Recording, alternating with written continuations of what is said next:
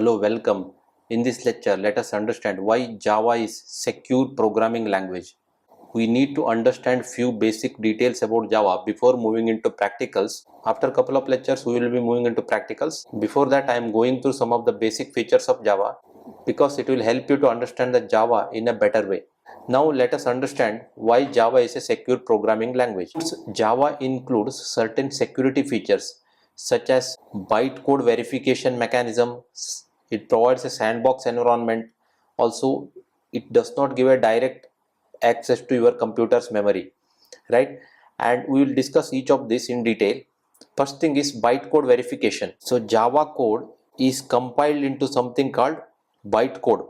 This bytecode is run by the Java virtual machine or JVM. Before running, JVM checks, that is a verification, to ensure that it does not do anything harmful like accessing unauthorized parts of your computer, right?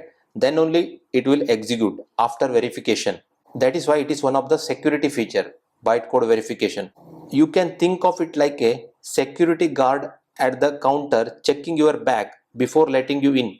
The guard ensures you are not carrying anything dangerous. Something similar happens during the bytecode verification, and this verification is done by JVM.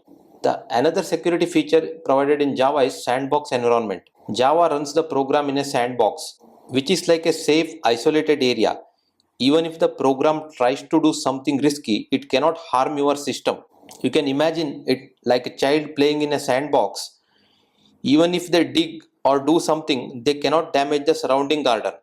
Another security feature is no direct access to system resources. Java does not allow programs to directly access your computer's memory or a hardware.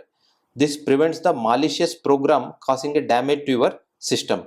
You can think of it like giving someone a remote controlled car instead of letting them drive your real car.